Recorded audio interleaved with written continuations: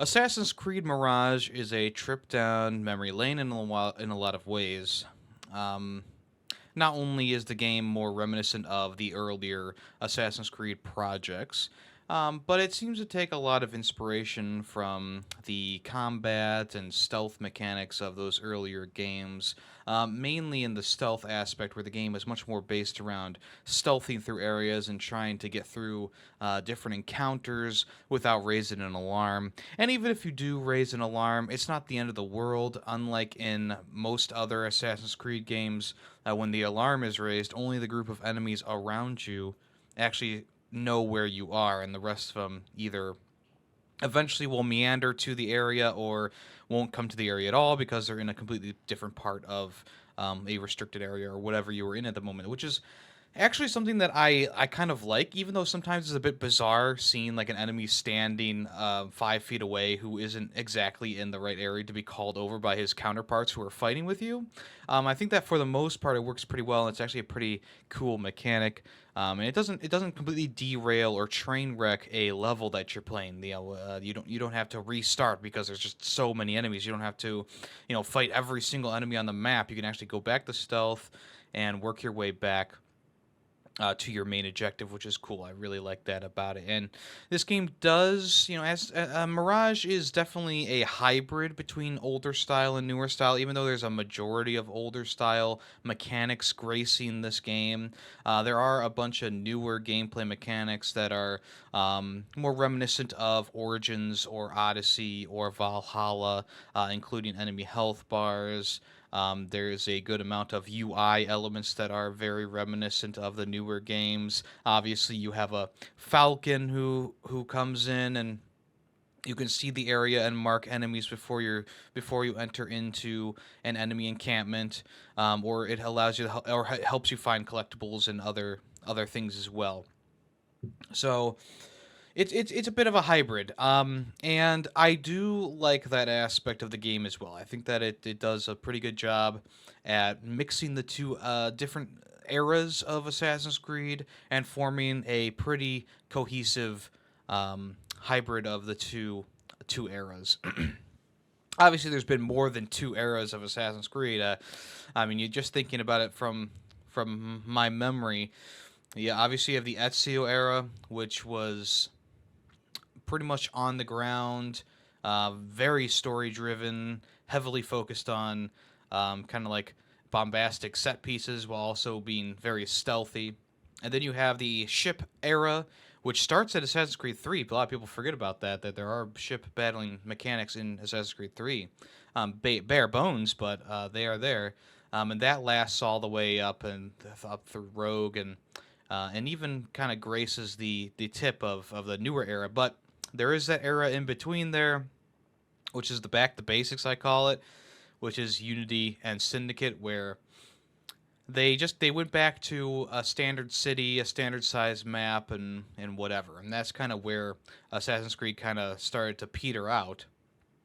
And then the new era, I call it, is Assassin's Creed Origins, Odyssey, and Valhalla, which are massive maps, RPG mechanics galore, a new combat system. The stealth is optional, especially in Valhalla at times. But yeah, I mean, Mirage is kind of the start of a new era, which is the hybrid era, in my opinion. And we'll see how other games in the Assassin's Creed series uh, turn out. Obviously, Mirage is just the tip of the iceberg. We'll see what happens with these new games that are coming around. There's the Jade mobile game coming. There's the one that is called Hex, which is like I don't know, like a creepy looking one.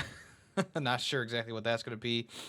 Then we also have the one that's going to be based, I believe, there's one going to be based in China, I believe, which was, I forget what the name of the project was, but we have a couple of Assassin's Creed games that are on the cusp. They're coming around.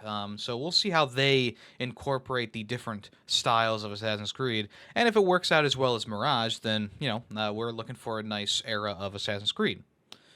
The main thing that you're probably wondering about is, well, how's the story in this one? You don't really see too much about the main character and the rest of the story mode from the trailers.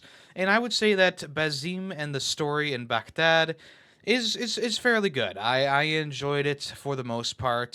It does incorporate the hunt down the hidden order members that the newer Assassin's Creeds do have, which in this one it's much more scaled back.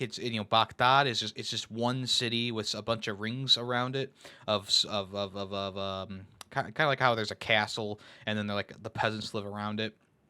Except Baghdad is set up, there's the castle in the middle, and then there's like two rings. One's a bazaar ring, and one is like a house ring. And then you can go into the desert, and there's a few scattered places to visit around in the desert. But it's not a terribly large map. It's actually my kind of map. It's the just maybe it's a little bit smaller than I was expecting, but it's just the right size. It gives you enough environment to explore. It feels very reminiscent of like Brotherhood or even Assassin's Creed 2, where once you leave that main city, you go into kind of like this plains area. There's these open areas, and then you go to the next city or the next encampment. But in Mirage, it's just one map, so you're not loading into the next sections like you do in most of the other older Assassin's Creed games. So it feels much more lively at times. It definitely.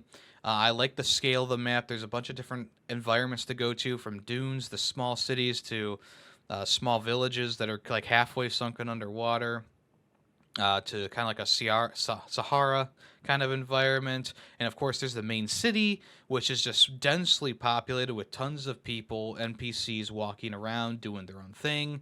And I think that for the most part, they did a great job of making the city feel alive and not making it like barren, but also not making it like so like unrealistically like packed, you know. So one of the main changes of Mirage from other Assassin's Creed games is when you get your wanted level up, obviously more guards will notice you and they'll send out like super buff dudes with high skill level to try and take you down if you get all the way in the red on that. But the way to get your notoriety down, sure, you can tear down posters, which is a classic thing from Assassin's Creed. One of those things that they phased out once, I believe once Unity came around, they phased it out, or maybe it was, well, I forget where they phased it out, because they had it in Black Flag, which I thought was kind of ridiculous, seeing as that map is so big and there's so many islands to go to. Like, oh, why would this island have a wanted poster of me? I don't know. But yeah, they you could tear down posters, which is very reminiscent of the older games, which I like. And then you can also bribe different officials and stuff like that to decrease it by a large amount. And I'm not talking about bribing them with money, because in Mirage you actually bribe the people with like these tokens, these favor tokens that you get. So there's a whole bunch of them. One of them is like, oh, I don't know. One of them's like a merchant token, where it can actually reduce prices in the shop. And then you can also use that coin for multiple other things as well. Like there's also merchant chests that you put the coin in and it opens up and it gives you a bunch of resources. So there's a lot of stuff to do with these tokens. They don't just have one function. There's a good amount to do with them. And in order to get there's like 4 or so different tokens in the game that allow you to do different things. Like there's one that allows you to like hire mercenaries to fight for you or distract guards. There's one that you get the musicians that also like gathers a bunch of people and you can distract guards with that. And there's a whole slew of other ones to use. You get them by completing these random contracts that appear on the bounty boards inside the assassins' whole hideouts. So from killing, assassinating someone, to guarding someone as they walk along a path, to doing a whole bunch of different things. They are ever present. You can do them whenever you want to. So that's that. The main part of this game that people probably worried about was the assassination skill that allows Bazim to literally insta kill like 4 or 5 guards at the same time with his assassin ability. And personally, I didn't really utilize it too much, but there were parts where I was like, oh, I should probably use this. And once I upgraded it all the way, if there was a few guys can shield close to each other, I would just automatically use it. But I wasn't heavy-handed with it. Maybe now that I'm done with the game, I might be a bit more heavy-handed, just because it's like, well, I don't want to have to deal with stealthing around this section for 5 minutes instead of 10 a minute just doing the thing. But honestly, it's not really that. I mean, it is overpowered. Don't get me wrong, but it's not like that overpowered that I'm like, oh, this was a terrible thing to put in here. It actually helps out a lot in the game. It's actually very useful at times. Um, and there's some targets you have to take out that have like 3 or 4 guards around them. So being able to take them all the guards out and then 1v1 the main guy is very very good idea. Or if you have enough, you can just take out the guard that you want to take out and then run. It's one of those things that's I'm indifferent about it. I think that's fine. I think that it's in there and it's fine. I didn't overuse it, but it was very helpful throughout the game when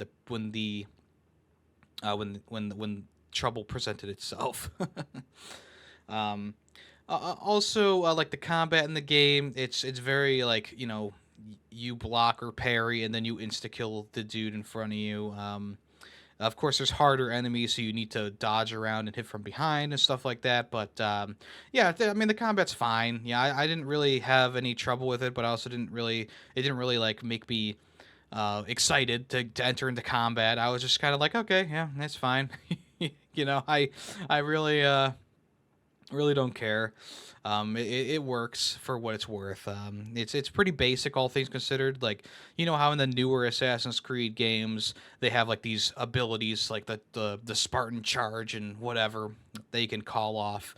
That isn't in this game, but you do have several gadgets that you can use to help you in stealth and combat. Some of them are like most of them actually knock out enemies, so they're non-lethal. There's a trap that you can place on the ground. There's a smoke bomb you can let go off. There's a blow dart that puts enemies to sleep, or you can upgrade it to make them go berserk and stuff like that.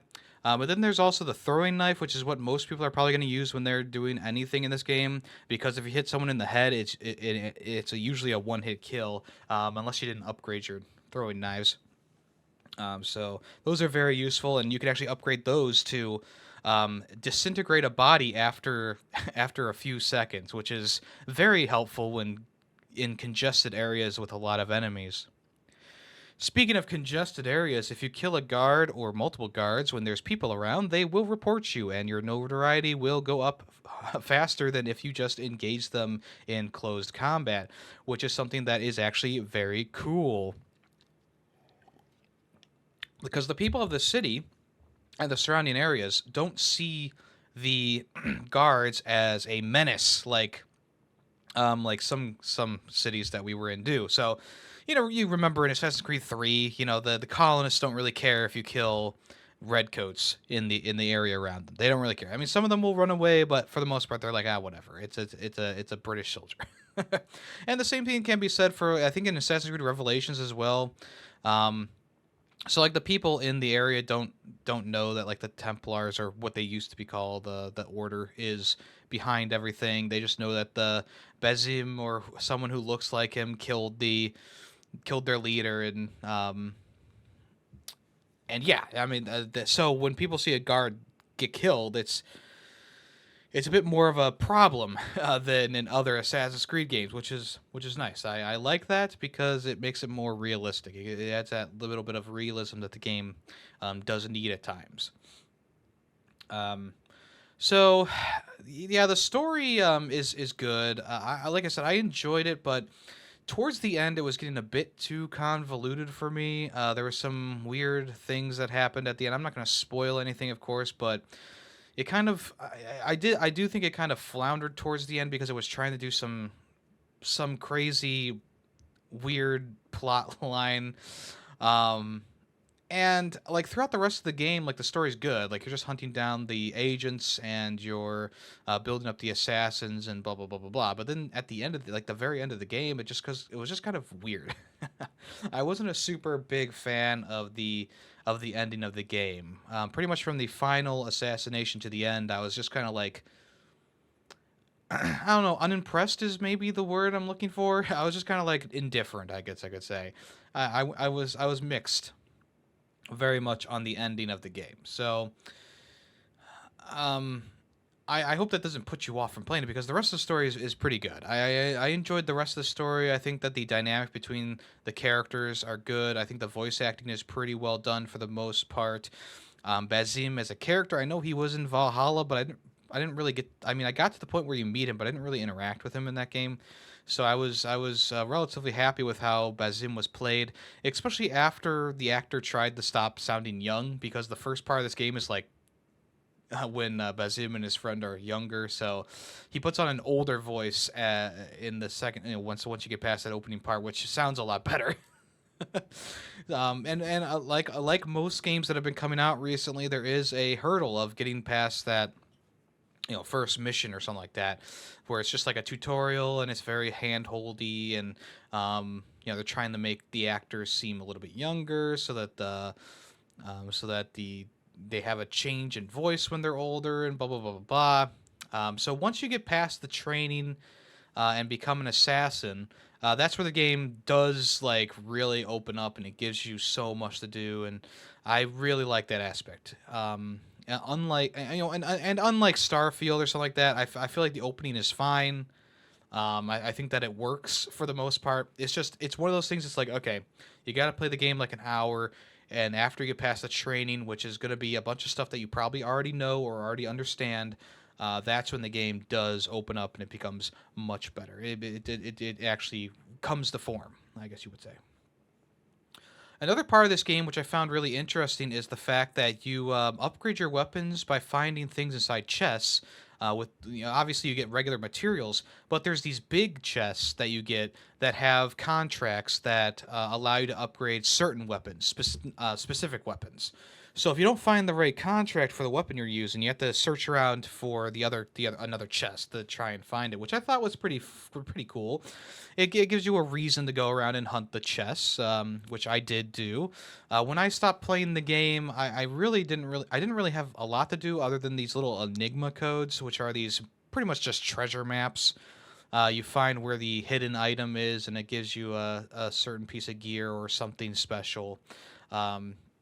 So I was going to start doing those, and I was just like, yeah, I'm when the game ended and I had finished finding all the treasure and all the collectibles that I could at the time. I didn't like super go into it, but I found most of the ones that I wanted to find, and I was like, oh, I was satisfied enough. And I don't know if the game is enjoyable enough after the story ends to really for me to go for like the 100% in the game. It's highly doable, don't get me wrong, but it's one of those things. It's like I don't know. I think the platinum trophy for this one might, or the 100% might drag it down a little bit, because then you have to search for all these things on the map, and you have to specifically search out different items and different characters and pickpocket different people, and I don't know if I want to do that. Like the hunt for getting all the synchronization points and getting all the chests was enough for me, and I was satisfied by the end of it. But I don't think that, like, the combat is strong, sure, but it's not strong enough to keep me super into it. The stealth is good, but it's not strong enough to keep me into it. And I'll probably go back and play a little bit more after all is said and done. But I don't know if I don't know if I'm gonna work for the 100% in the game, just because it's good, but it's not like grabbing me like Assassin's Creed 2 or Brotherhood or Assassin's Creed 4 or Rogue, or there's so many other games that I can think of that are like, yeah, these ones grab you and they keep you in, and they give you like such varied environments that you want to explore every little nook and cranny. Whereas with Mirage, you get the city and you get the outskirts, and there's a lot of fun stuff to do and a lot of random things to find. But yeah, it's just that baseline good that it doesn't do anything super special to bring it over the top and make me go, oh, I gotta get the platinum for this one. And like I said, maybe I will sometime in the future, or maybe sometime relatively soon before Spider-Man 2 comes out. But at this point, I'm satisfied, and I think I've milked it as much as I wanted to at this point. Another thing I forgot to mention is when you do pickpocket people, there's a little mini game that plays. You have to press the button at the right time, or you fail and they discover that you're trying to pickpocket them. This comes into play when people have like these rare artifacts that you need to bring back to a certain character, and the timing on them is so strict. It's pretty fun. It's actually a pretty cool mechanic. Of course, when you fail, it's a little bit frustrating because you gotta run away and then come back like 5 minutes later. But for the most part, I think it's a fun way to do pickpocketing, because the old games is just like hold down O and walk through a crowd and you'll get tons of money. Whereas in this one, you're really only stealing from the people who have like fancy clothing on, and when you do, it's not just a quick like, ooh, grab that and go. There's a little bit more thought put into it, I guess you could say, which I do like. um. Other than that, I did run into a fair amount of little glitches. Not only with like the camera being at weird angles at times, without which I couldn't help. But there was times where like Bazim would fly across the map. I shit you not. I was inside of a building and I guess I randomly jumped up on something, but there was enemies around me and it seemed to glitch me out and then throw me to the wall, which was kind of weird. There also towards the end of the game, I was climbing up something and Bazim just magically started levitating over to the other side of the map, which caused me to get a game over because I dropped from too high of a height. So there are little things like that that I'm sure that they'll be able to fix with time. It's probably some overlooked things that will be fixed. It's one of those things that you can't get it all, of course. You wish that they would get it all, but they can't. But the game was in general just a little bit.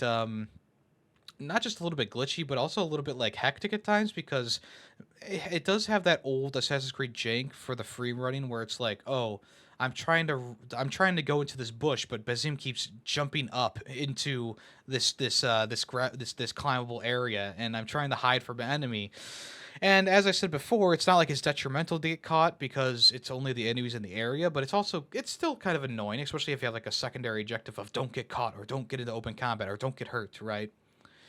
And I had that happen multiple times where it's like, oh, I just want to climb down, and Bazim will just jump over a gap, or he'll jump up instead of going down, or just kind of sit there, and I don't know what to do, and he just won't move at all, and I'm like, why can't you climb this? It's a cross stitch window. There's plenty of handholds, but he just won't do it.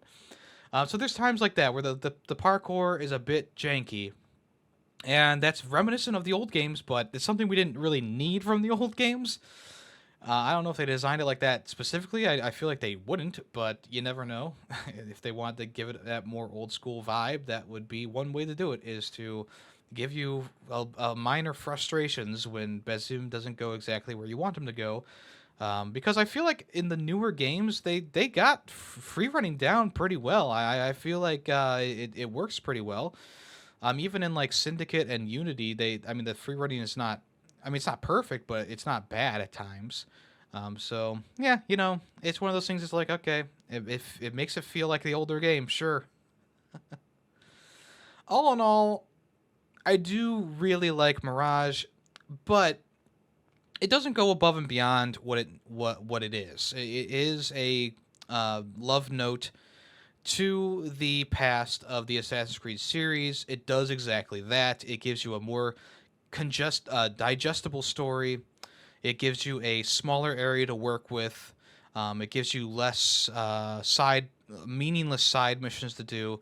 You get these stories of Baghdad, of course, but they're not like super boring like the ones that are in Odyssey, Valhalla, and Origins. And I always point back to that one mission in Odyssey that was just a very boring mission where all you had to do was like collect mud for a child or something like that, or collect water for a child.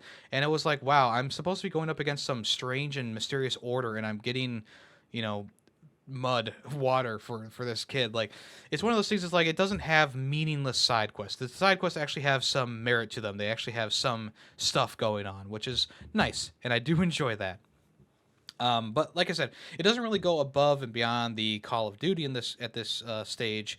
It is just the baseline good. I wish it was better than good, but you know, a great. If I was to say it was great, I would like the parkour to be better, more consistent. I would say.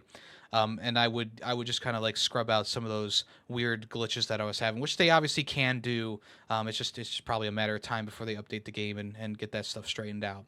But other than that, I feel like the game is very much worth playing, especially if you're an Assassin's Creed fan, especially if you're an older Assassin's Creed fan. Even though it's a hybrid of the two eras of Assassin's Creed, the opening area and the newer eras, I should say.